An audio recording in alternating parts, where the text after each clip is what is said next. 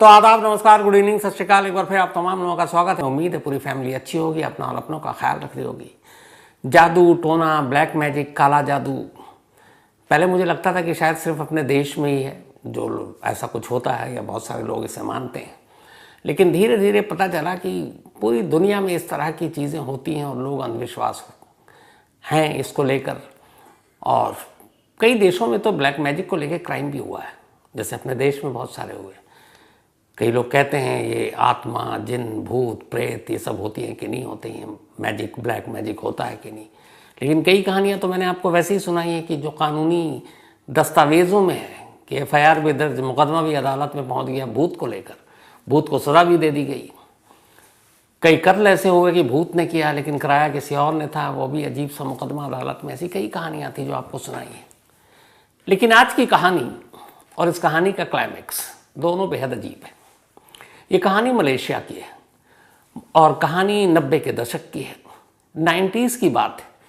88-89 से एक मलेशिया में एक लड़की बहुत ही मशहूर होना शुरू हुई थी अपनी गायकी को लेकर। आवाज़ अच्छी थी, सिंगर अच्छी थी, गाने गाती, और मलेशिया में उसकी फ़ैन फॉलोइंग अच्छी खासी बढ़ रही थी। हालांकि ये भी कहते हैं लोग कि अगर उस वक्त में सोशल मीडिया होता तो शायद उस सिंगर की मकबूलियत, उसकी मशहूरियत और ज़्यादा होती। लेकिन फिर भी जितने उसके पास साधन थे उस हिसाब से वो सिंगिंग के मैदान में अपनी एक अच्छी खासा जगह बना रही थी। इस सिंगर का नाम था मोना फंड। तो मोना मलेशिया की रहने वाली, वहीं पैदा हुई, एक मिडिल क्लास फैमिली में। गाने का बचपन से ही शौक था, तो उसने बाद में इसको अपना प्रोफेशन बना लिया। सब कुछ ठीक चल रहा था। लेकिन फिर 1991 आते आते बहुत सारे और सिंगर आ गए मलेशिया में। कंपटीशन ज़्यादा था, मोना को ज़्यादा चांस नहीं मिल रहा था। तो इसी वजह से धीरे धीरे उसकी लोकप्रियता कम होती गई। अब मोना को लगा कि शायद सिंगिंग के इस बाज़ार में बहुत आगे तक वो नहीं जा पाएगी, तो ज़िंदा रहने के लिए कुछ और करना चाहिए। अब काफ़ी एम्बिशियस थी, महत्वाकांक्षी थी। तभी उसने देखा कि बड़े बड़े जो लोग हैं, जब वो चूँकि गाना गाती थी तो बहुत सारे बड़े बड़े लोगों से भी उसकी जान पहचान थी। तो उसने देखा जितने बड़े लोग हैं वो बहुत डरपोक भी होते हैं, और कुछ पाने के लिए या कुछ बला टालने के लिए या कुछ दुख तकलीफ ना हो या फिर पैसे हो, पावर हो, जो ग्लैमर की दुनिया में वहाँ कामयाबी मिले, जो पॉलिटिक्स में है उनको अच्छी कुर्सी मिले, इसको लेकर बड़ा अंधविश्वास था। और लोग उसके लिए दुआ, तावीज़, जादू टोना छुप छुप के ये भी करते थे। आखिर खुलेआम, हालांकि मलेशिया में ये सारी चीज़ों को लोग गलत मानते हैं, लेकिन छुप छुप के लोग करने वाले थे। तो उसने देखा कि बड़े लोग ज़्यादा डरते हैं और बड़े लोग ज़्यादा वहमी होते हैं, अंधविश्वासी होते हैं। उन्हें लगता है कि अगर किसी ब्लैक मैजिक, जादू टोना से कुछ हासिल हो सकता है तो क्या बुरा है। फिर उन्हें ये भी लगता था कि पुराने दौर में ऐसा कुछ होता था और ये सच्चाई है। तभी मोना ने फिर कुछ ऐसे लोगों को पकड़ा जो ब्लैक मैजिक के जानकार थे, और अब उसने तय कर लिया कि वो सिंगिंग को साइड रखेगी और अब ब्लैक मैजिक में महारत हासिल करेगी। इसके बाद उसने काला जादू, ब्लैक मैजिक की तमाम किताबें पढ़नी शुरू की, जो भी जैसी ट्रेनिंग थी वो भी लेनी शुरू की। धीरे धीरे उसको इसमें काफ़ी महारत हासिल हो गई। छोटे मोटे वो जादू वादू भी दिखाने लगी। अब इसके बाद उसने अपने क्लाइंट पकड़ने शुरू किए। पहले छोटे छोटे लोग मिले, दुख तकलीफ़ ऐसे ही लोग ज़्यादा पहुँचते हैं, या फिर लालच। तो लोगों को वो फिर उसी हिसाब से डील करने लगी। अब धीरे धीरे मोना जितना सिंगिंग में फेमस नहीं थी, मलेशिया में ढके छुपे एक ब्लैक मैजिशियन के तौर पर और जादू टोना करने वाले के तौर पर अब मशहूर होनी शुरू हो गई। उसका नाम अब हाई प्रोफाइल सर्किल में भी था। इत्तेफाक की बात है कि उसी वक्त मलेशिया में एक पॉलिटिशियन थे, एक नेता, और उनकी महत्वाकांक्षा ये थी कि वो चुनाव जीतें और फिर मलेशिया के एक स्टेट के चीफ मिनिस्टर बने। इनका नाम था दातुक मजलान इदरीसा। तो दातुक मजलान इदरीसा, इनकी भी जो पॉलिटिकल पार्टी थी वो UMNO, ये पॉलिटिकल पार्टी के ये मेंबर थे, चुनाव लड़ रहे थे, और इनका ये था कि अगर सब कुछ ठीक रहा तो ये चीफ मिनिस्टर बन जाएंगे मलेशिया के एक स्टेट का। लेकिन ये भी अंधविश्वासी थे और इन्होंने बड़ी हिस्ट्री पढ़ रखी थी कि कौन कौन से बड़े बड़े ताकतवर नेता हुए जिन्होंने जादू टोना से सब पे काबू पा लिया। तो अचानक इन्हें लगा कि फाइट बहुत टफ है, चीफ मिनिस्टर की कुर्सी के लिए बहुत सारे दावेदार हैं। तो उन्हें लगा कि जीत तो जाएंगे लेकिन चीफ मिनिस्टर बन पाएंगे कि नहीं, इसके लिए कुछ करते हैं। तभी कुछ इनके सलाहकार ने सलाह दी कि आप मोना फंड से मिलिए। मोना के पास ऐसी जादुई शक्ति है कि वो आपके सारे बुरे चीज़ों को दूर कर देगी और सारी सत्ता ताकत सब कुछ आपके कदमों में होगा। दातुक मगलान इदरीसा भी थोड़े वहमी थे, बातों में आ गए। इसके बाद उन्होंने मोना से कांटेक्ट किया। मोना ने उन्हें कुछ तावीज़ दी, कुछ चीज़ें बताई कि आप फिलहाल ये करो। अब इसे इत्तेफाक कहें या क्या कहें कि उसने कुछ कुछ चीज़ें बताई कि ये करोगे तो ठीक होगा, और उसी वक्त वो सारी चीज़ें उनकी ठीक होने लगी। अब ये साजिश थी या मतलब इत्तेफाक था, तुक्के में हो गया। लेकिन इससे जो दातुक मगलान इदरीसा थे उनका भरोसा मोना पे बढ़ने लगा। अब धीरे धीरे उन्हें लगा कि ये मोना ही है जो उन्हें चीफ मिनिस्टर की कुर्सी तक पहुंचा सकती है। अब उसके बाद वो कहने लगे कि तुम ये काम करो।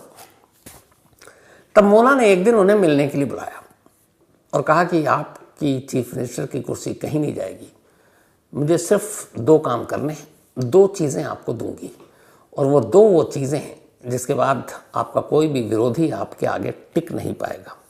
और ये जो 2 चीज़ें थी वो थी एक छड़ी और दूसरा था एक मुकुट जो शंका जैसा होता है।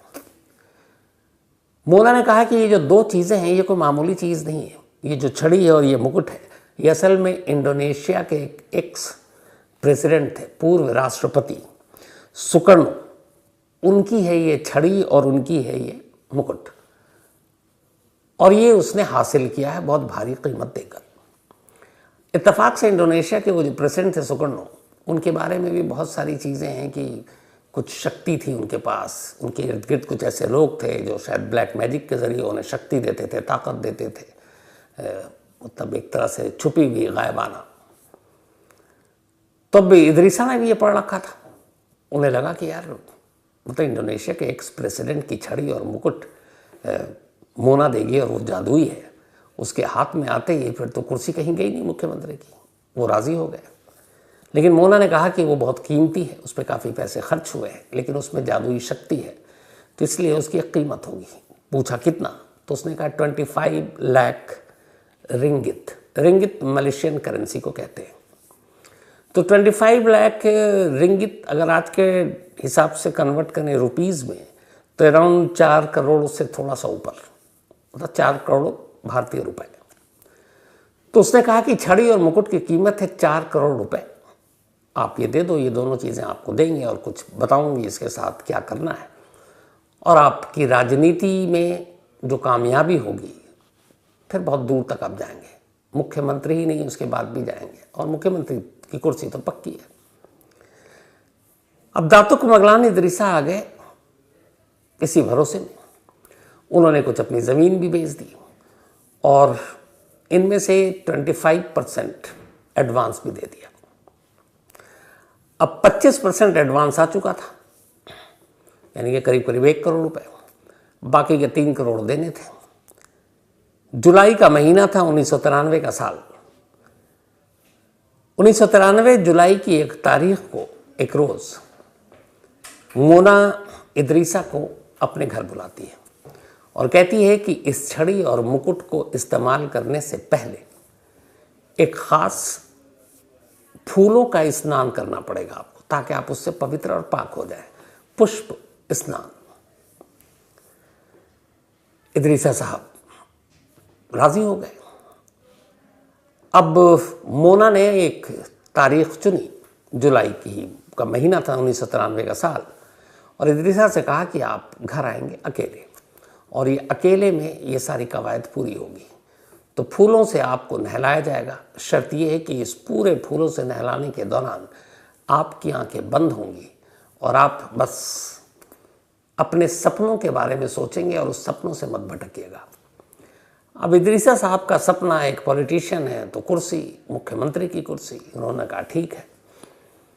अब इसके बाद तय तारीख पर, वक्त पर इदरीसा साहब मोना के घर पहुंच गए।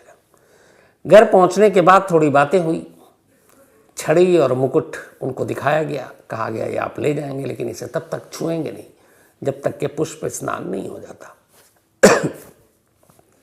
इदरीसा साहब रेडी। इसके बाद बाकायदा एक टब में फूलों के साथ उनके नहाने की तैयारी की गई।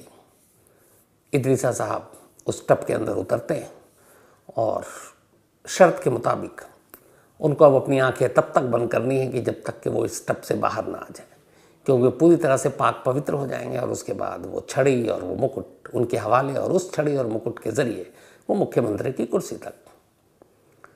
तो वो टब के अंदर आराम से आंखें बंद किए हुए हसीन सपने देख रहे हैं। इसी दौरान दो लोग उस कमरे में दाखिल होते हैं। शर्त यह थी कि आंखें खुलेंगी नहीं किसी कीमत पर। यह भी बताया गया था कि आपको भटकाने की कोशिश होगी पर आप भटकेंगे नहीं, क्योंकि आंख खोलते ही फिर ये सारी चीज़ें खराब हो जाएंगी। अब कदमों की आहट आए ना आए आपकी आंखें बंद होंगी। अब वो आराम से आंखें बंद सपने के मज़े ले रहे हैं। तभी पीछे से दो लोग आते हैं।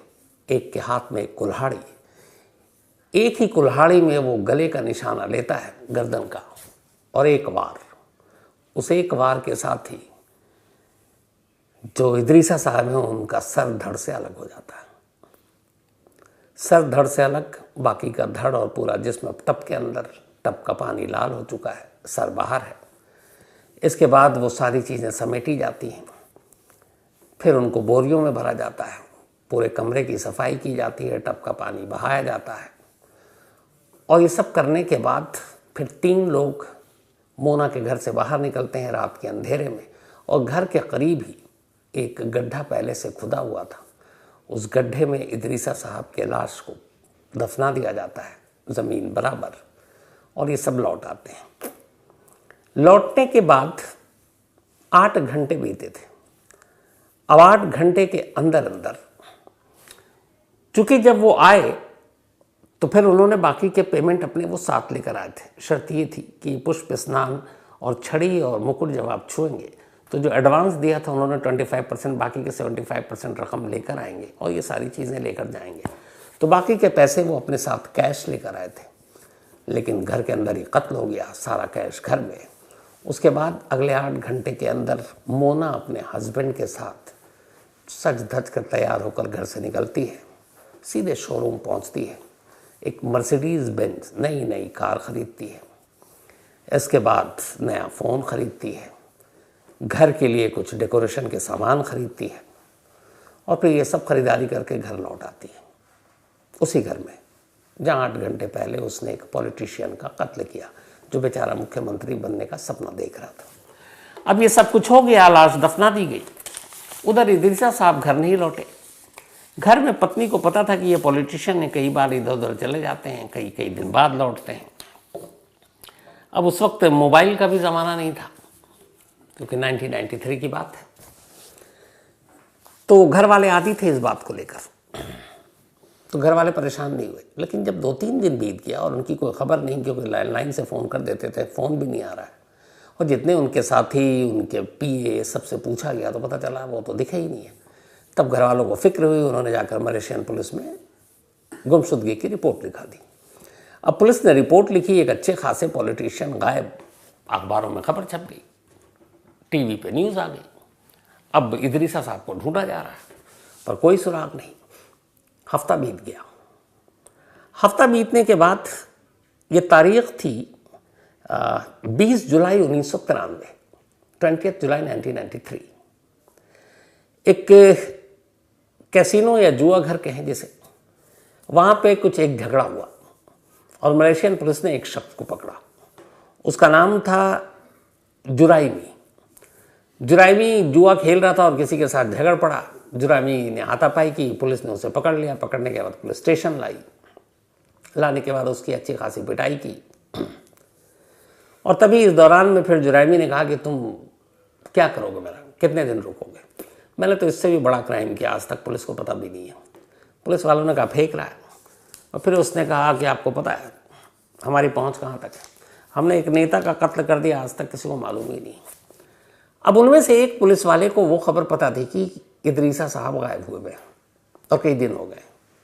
अब उससे लगा कि कहीं ये उसी की बात तो नहीं कर रहा। फिर वो आए अपने, उन्होंने पूछा। थोड़ी देर के बाद जुरैमी को शायद होश आया कि क्या बक गया, लेकिन अब रडार पे था पुलिस के। तो पुलिस ने अच्छी खासी खातिर की। फिर उसने कहा कि असल में इदरीसा को तो हम लोगों ने मार डाला। तो उसने कहा मैंने अपने हाथ से कत्ल नहीं किया, लेकिन लाश दफनाने में मैंने ज़रूर मदद की है, मैं कातिल नहीं हूँ। उन्होंने कहा किसने किया? तब वो नाम लेता है उस जादूगरनी का, यानी मोना का। सुनते ही पुलिस सबसे पहले उसको अपने साथ लेती है, मोना के घर पहुंचती है। मोना और उसका हस्बैंड दोनों घर पर थे। पुलिस को देखकर समझ गए थे वो कि शायद उनका भांडा फूट गया। दोनों को पुलिस अरेस्ट करके उनसे पूछताछ करती है। थोड़ी देर के बाद, चूंकि अब जुरैमी ऑलरेडी भेद खोल चुका था, वो भी खुल जाते हैं। फिर पुलिस को अपने साथ ले जाते हैं घर के पास ही। एक तरफ इशारा करते हैं, खुदाई होती है। गड्ढे के अंदर से इदरीसा साहब का कंकाल बाहर आ जाता है। अब सबूत सामने था, कातिल गिरफ्त में। पुलिस इसके बाद मुकदमा चलाती है। मुकदमा चलता रहता है। 8 साल तक मोना, उसका पति और जुरैमी तीनों जेल में रहते हैं। अब यहाँ सवाल था कि जुरैमी ने पुलिस से ये खुलासा क्यों किया? तो वो कोई नशे में नहीं था। हुआ ये था कि मोना का वो भरोसेमंद था और मोना ने उसे सिर्फ लाश को दफनाने में मदद मांगी थी और उसके बदले में उसे कुछ मामूली रकम दी। लेकिन बाद में जब उसे पता चला कि इन लोगों ने मर्सिडीज़ बेंज खरीदी है, बालिशान ज़िंदगी जी रहे हैं, तो उसको हैरानगी हुई। उसे लगा कुछ तो गड़बड़ है, काफ़ी पैसे आए। तो वो पैसे मांगता था, मोना नहीं देती थी। तो इसके बाद ही उसने एक तरह से इन दोनों का भांडा फोड़ने के लिए पुलिस के सामने ये सारी चीज़ें बता दी। खैर, अब तीनों के ऊपर इल्ज़ाम था, क्योंकि कत्ल और कत्ल में साथ देना, पुलिस से छुपाना, सारे गुनाह थे और संगीन थे। 8 साल मुकदमा चला। 8 साल तक मोना जेल में रही। लेकिन जेल में रहने के दौरान भी उधर अखबारों में, टीवी पे मोना की इस कारस्तानी की खबर सुर्खियों में थी। और ये खबर थी कि मोना ब्लैक मैजिशियन है। और उसके बारे में यह है कि जेल के अंदर भी जब सज़ा सुनाई गई, 8 साल तक जब वो जेल में रही, उससे पहले वो हमेशा हंसती रहती थी, नए नए कपड़ों की फरमाइश करती थी। और ये भी अफवाह उड़ी कि वो अपनी शक्ति से जेल के बाहर निकल जाती है पूरी रात और फिर सुबह लौट आती है। हालांकि कभी किसी ने कन्फर्म नहीं किया इन चीज़ों को। 8 साल के बाद अदालत अपना फैसला सुनाती है। तीनों को सजाए मौत देती है। जब सजाए मौत सुनाई गई, तब बाकी दो, उसके पति और जुरैमी, ये दोनों रोने लगे। लेकिन मोना हंस रही थी और हंसते हुए जज की तरफ देखकर कहती है कि मुझे कोई नहीं मार सकता, आई विल नेवर डाई, मैं कभी नहीं मरूंगी। अब वैसे ही उसको देख के लोग इसकी कहानियां सुनकर कि एक जादूगरनी, एक पॉलिटिशियन का कत्ल और ये सारी, डरते थे कि पता नहीं ये क्या कर दे। डर बहुत बड़ी चीज़ होती है। तो अब उसकी इन बातों से लोग और हैरान परेशान। लेकिन खैर, धीरे धीरे वक्त बीता और आखिरकार फांसी की तारीख करीब आई।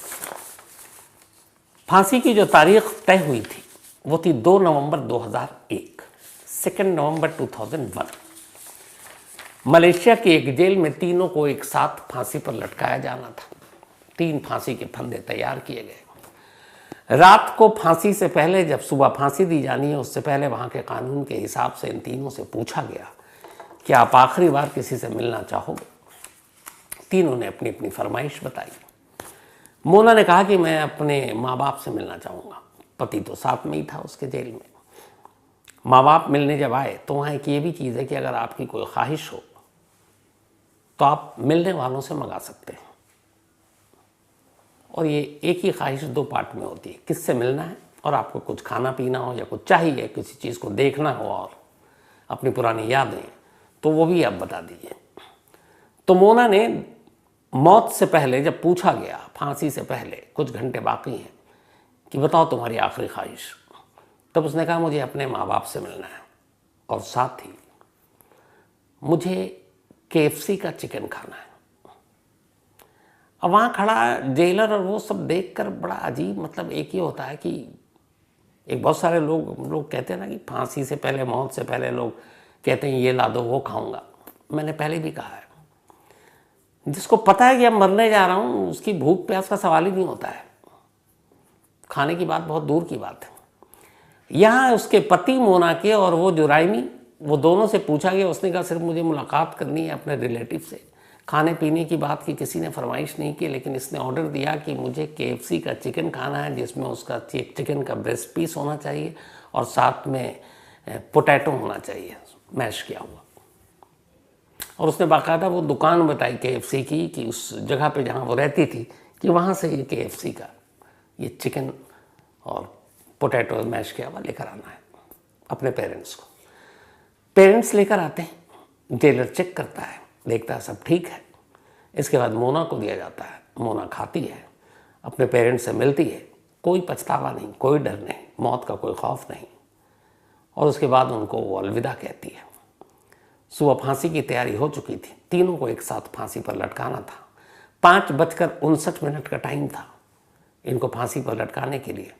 5:55 पर इन तीनों को फांसी के तख्ते पर खड़ा कर दिया गया और अब बस चेहरा ढका जाना बाकी था। दोनों हाथ बंधे हुए थे पीछे की तरफ, पैर में दोनों रस्सियां थी, लीवर खींचना था और अब चेहरा ढकना था आखिरी 2 से 3 मिनट में।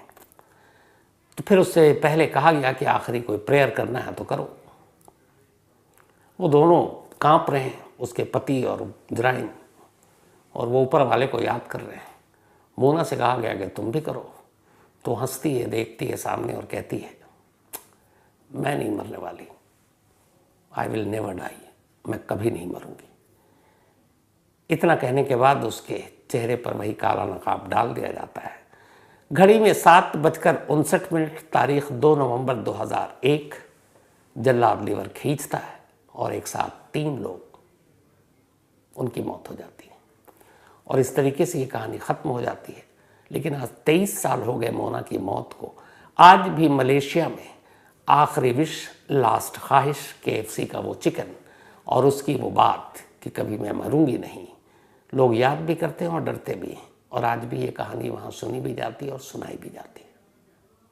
तो ये थी आज की कहानी। किसी नई कहानी के साथ, तब तक अपना और अपनों का ख्याल रखिएगा। Thank you very much.